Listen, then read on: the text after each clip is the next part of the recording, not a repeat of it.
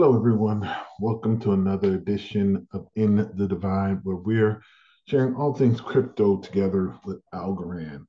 I am here today doing this video because I've looked at some things. I'm always looking on the internet, trying to stay abreast of things. I usually don't, I have no problem with anyone on the internet. I do have problems, though, when there is uh, people throwing FUD, throwing just things at other networks, especially when you're throwing stuff at networks that I think I enjoy. Um, there's a guy out there with a podcast, Invest Answers.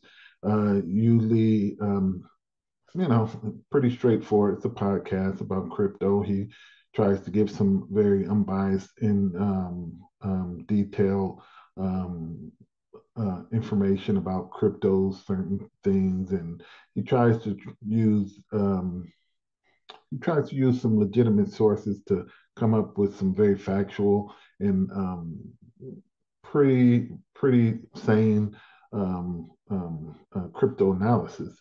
Um, but for some reason, it always shocks me when somebody does something that's kind of, I guess, out of character. So he did something that was out of character. He went on to Wolf of Wall Street, and for some reason, without any, pushing or anything like that, he referred to algo as a dead chain. And, people have their own reasons and own understanding about things. And I just kind of found that curious about why would he just call Algorand a dead chain? What metrics, what things, what he's looking for that for him to call it like that. So I'm like, yeah, he said that, I do my videos.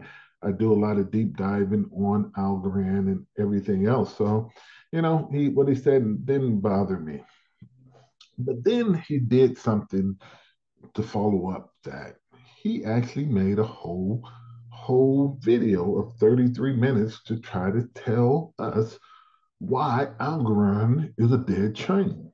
And then he put it one further on top of that is he's linking like Algorand is the chain for CBDCs. Whew. Then I kind of felt he this is a personal attack. This is something else besides a normal everyday let me put this together. One, he sounded like he was under pressure. I think I may have seen somebody pointing a gun at him because he didn't feel comfortable. It wasn't his normal delivery, but he just sound agitated. But like I said, he tried to put up facts and things and tried to say why Algorand is this and why Algorand is that. So I'm just wondering who put him up to it. Usually, I usually say, I would be coming back because I think he's a solidly in the pocket of Solana. He's a really heavy soul supporter. At first, in my first instance, it's like he's just one of these soul supporters, and he's just trying to FUD Algorand at this time because maybe there's some interest in um, trying to hinder a network that sees that has some viability and they just have some pretty good news. And, he's referring it to um, um, what was the last thing? The Quantos. Another bank has given and Algorand had worked with to to produce programmable money, the EMI, the Electronic Money Institution. So what happens is now he's got a bird under his saddle, and let me just do this. I was trying to figure out a way to do this, but I do,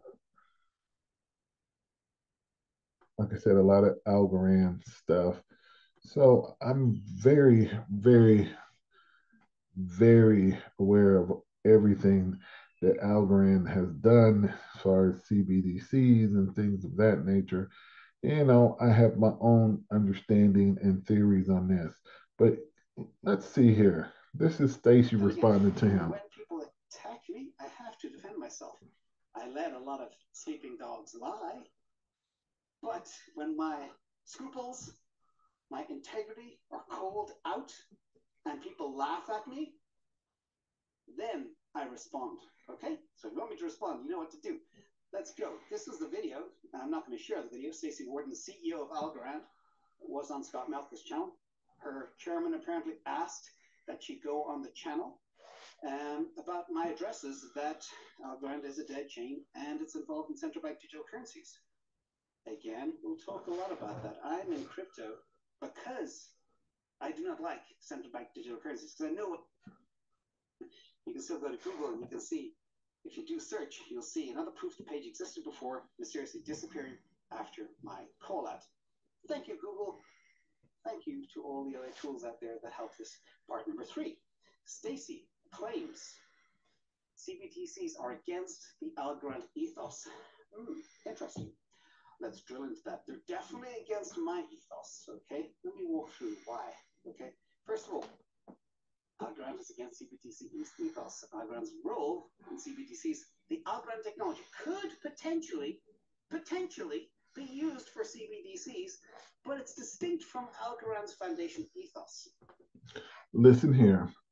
A lot of chains could be used for CBDCs, okay? If you set them up, any CBDC can be run as a side chain on most networks, most of these crypto platforms, okay?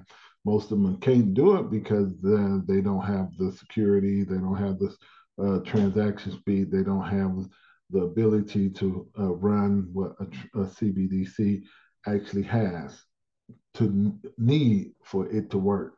So I don't know why he's using this as Algorand technology could potentially be used for CBDCs. Blockchain technology can be used for CBDCs and will be used for a CBDC because when the people with the money wants that to be the thing, they're going to create their own CBDC regardless of what network it's on.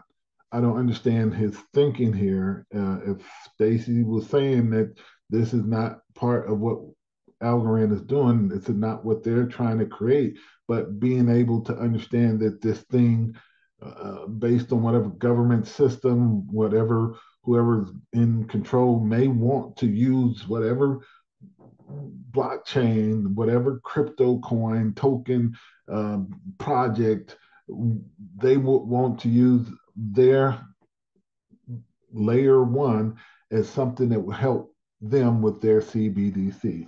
That is just a given. It doesn't have anything to do with algo only. Okay, let's dig into this a little bit here. See what it is. Let's look and break down Algorand's central bank digital currency strategy step by step. That's been in place for years. It's not a new pivot. It's been around for a long time.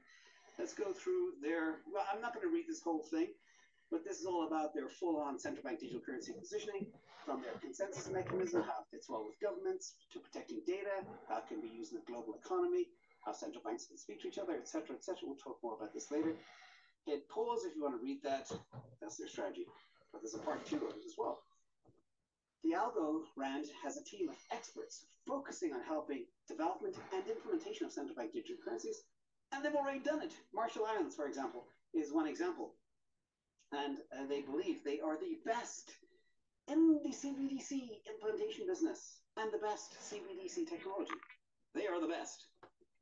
Once you understand what he just said, it's basically another lie. Basically, it's not a CBDC. It's a national digital currency. So if that was the CBDC, then that means when Bitcoin became legal tender in what was it, South America, then you will kind of start seeing Bitcoin as a CBDC. If that's the case, all this is Algorand has a chain, has been situated where it shows that it has capability as far as transaction, as far as security, to be able to handle the rails of banking. Okay, this is what Algorand has been fostering. It's situated with its security, with its transaction, that it can be a banking coin. And one of the things that I will put into the video, a link to a video I did about Algorand's hybrid CBDC models, where it was saying where CBDCs will be set up, but they were suggesting that CBDCs be done in a hybrid public-private manner so that the public could have a public blockchain, but you also have the private blockchain where people don't have to be restricted to the things that's on a public blockchain, because there will be rules and there will be stipulations if you're on a government or public blockchain. They're going to control it, they're going to try to monetize it, and they're going to try to use it for what they want to use it for. The hybrid model allows people to have two rails, to where there's a private thing where we only using this private thing, and you have this government blockchain, and the people still have the freedom to interact in the free market space, and then you still have the government space or the public space in the blockchain models. And that's their model that they've came up with when they were commissioned to come up with this thing in, well, I think it was in November, I think it was 2021, that this article came out that they were in the process of giving this information out, because I think it was one of those things that's, look, this is the best way to do it. If you're going to use the CBDC, don't require everyone to be on your public blockchain, where then it's Orwellian. You can force and coerce people to do things. You have to have two separate rails, and this is where he's coming in and not knowing what he's speaking, or he's actually putting what his thoughts on what CBDCs and just marrying it together, because Algorand's uh, technology and Algorand's systems has been a proactive in working with a lot of different governments. So I don't know why he's saying that it's has a CBC already with the Marshall Islands. That's completely false. Yeah, okay. Let's talk about this. Everywhere you look, you'll see Algorand and reference to CBDC. Go to your Google machine, shoot in Algorand and CBDC, and you'll see stuff like this. I'm just going to blast through this real fast because you'll get the idea. First of all, Algorand is powering Marshall Islands Central Bank Digital Currency. Numerous media articles, Algorand report on issuing CBDCs, how to do it. Tons of Algorand reports on the importance of CBDCs. Everybody needs them. It's really good, everybody. Then Algorand on how to govern a central bank digital currency from Andreas Civelli. Then a 51-page white paper from Algorand on how to issue a central bank digital currency. And then 2022 report issuing CBDCs on Algorand, how to do it again. Yes, another white paper issuing central bank digital currency using Algorand. And Algorand working with the Dutch in the Netherlands on a CBDC. They call it a programmable euro. Programmable money is a central bank digital currency. You're beginning to see that governments no longer refer to them as CBDCs. They give them different names like programmable money, etc., etc. So be careful of that, or a digital X fiat or whatever. So be careful of the vernacular. That's in the Holland. Oh, by the way, shout out to Chris Mayer in the channel here. He just says Algorand and IOTA are working with the European Union. And we know what the EU has in store for our European friends here on the channel. Also, Algorand recommends hybrid CBDCs. Very interesting. And Algorand on LinkedIn, all they do is push CBDCs. It's front and center in their page on LinkedIn. And Algorand use Reddit to market. Who does that? Well, I know who does that. I won't say why they do it, but it's pretty obvious if you've ever been to Reddit, you know what it's doing. It's kind of weird when he said they're marketing.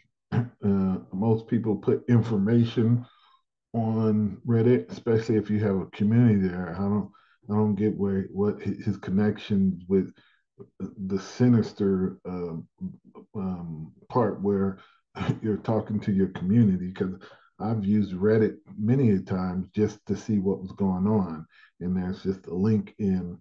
So I don't get it. I don't see it as advertisement. I just see a link of information that the foundation or someone can use. And I do it for many different cryptos. Just if I miss something, sometimes you can catch things on Reddit where people put information that you may have missed. I don't get that. Designed for. Shocking. Anyway, and another Algorand report on issuing CBDCs. It's endless. It goes on and on. I won't bore you with the details. So, therefore, false. I do not believe Algorand when they say they are against the CBDC ethos, or they believe, sorry, this is poorly written, they believe that crypto, they are pro crypto but against CBDCs. And that's exactly how a cryptocurrency should be. All right, next, part 5. I didn't sleep last night thinking about this, so You can tell. brain might be a little bit frazzled. Part 5, why CBDCs are Orwellian. This is for you and your families and your parents and your children and your relatives and everywhere else, okay? This is the... Let's move forward here. This is from Henry Kissinger, 1970. The story. Algorand data showcased. This is taking every single point that Stacy made in the video, and we check it, cross-check it, fact-check it, whatever you call it, with data. Let's go. First of all, shout out as well to the team that helped behind the scenes. Real-world impact. This is kind of the theme, the claim from Algorand that, Algorand changes people's lives and has a real-world impact. It's worth noting as well that out of all SCP capabilities, payment processing is the most closely aligned to CBDCs, but payment processing is also a good feature to support, like other chains like Bitcoin's Lightning or Solana's Pay, etc. So we'll see, we'll dig into this, but again, there are use cases, and we'll be very objective and very fair as we go through this. First of all, user adoption. We look at here daily fees and DEX volume. Daily fees for Algorand are $131. Yesterday was $113. And we track every number every single day across over 500 cryptos. And you can go through this information at your leisure. It is available online. You can pay for it. We subscribe to every data source there is to get quality APIs from places like Arc. So we got $131 as a daily fee, which sounds about right because Algorand has about 32,000 to 35,000 transactions daily in this bear market. And people like $131 a day is not good. But you have to understand this is the bear market. We still are building. There still are things that needs to be done. And this is why you're trying to develop as many use cases as possible, because when the bear market is over, when the tokens that you have to understand is all out, then your blockchain has to be able to run itself. And that comes with the number of people, the use cases that's going to be able to be adopted on a constant basis. That's why some of the things where Algorand is putting itself into real world use cases where it's being used by with Catholic Charities for emergencies, natural disaster emergencies. It's hooking itself up with some things that are definitely not going to be going away. And if you start embedding yourself into these things, then you start developing, a use case where you're usable and you're laid the groundwork for people to trust and believe in your technology. And this is what Algorand is doing. So he's trying to show this as a negative. And watch this. Let's look at all the top ranked cryptos and their daily fees live as of today, because we have the data we have. So You can see here. So here we go. We're doing it this way. He's saying that algo is way down there, and you have to understand that algo's down there for a reason because algo is 0.004. That means it has to do a lot more transactions because some of these other blockchains are definitely cost more to do transactions. If you do ETH, you could your transactions could be as high as $25, could be even more, depending on how much you're moving, what the network is. So definitely, that's one of the reasons why Ethereum is still a very, you know, a profitable chain is because the people who are moving that money is the people who has a lot of money in there. There's a lot of people who got a lot of money. The people who are got small money, they're not moving nothing. So that is a very good way for the people who don't have, if you're staking and people are moving money, you can actually get money because of the network's fees and the staking. If you are on there, that's a natural thing for person who want to use Ethereum is for all those big money movers of wallets being some of those pools, and you'll be able to get some of that money for those high fees that be on it. Algorand don't have high fees, so it's a processing coin. Bitcoin, Ethereum, a lot of those things are not processing coins. You're not processing them. There's different kind of tokens. Their use case is going to be different. So he's trying to say ETH does 37 times the fees of Algo that's because their fees is 73,000 times more than Algo. Not that they're doing a whole lot more. They'll do about 10 to 20 times more. They're a bigger chain, but it's not because the money they're making is not because they're doing a whole lot more transactions. It's like no. And this is a log chart as well. Don't let that confuse you. Ethereum, for example, does 73,000 times the daily fees of Algorand. The above table. Here. Who's pumped for tax season? Let's get out there and crush those taxes. Who's it? We know some. This is from the SCP profiler, or Crypto Compendium, called the IA engine. And the above is automatically collated with data from GitHub and several trusted. So here he's talking about the Algorand developers and stuff like that. Algorand has been trying to find developers to come on. It's been an uphill battle because one of the things is they had to started off with the AVM, Algorand Virtual Machine, and a lot of people are using the EVM, and it's a natural thing when you're using the EVM. You don't have to get people caught up with your software and they don't have to learn anything, so people are naturally going into these things of projects they already know the language of. And that's one of the things that Algorand has been trying to change during the past year. And they're trying to get people to come on based on the language they understand, Python and some other things. And I think that will help boost the development of developers coming on to Algorand. But the developer thing is a wild thing anyway, because there is really no knowing how many developers are on a network. Because somebody can start on one network and start doing something on another network. Some people not doing anything on that network anymore. They stopped the project, but they're still attached to something.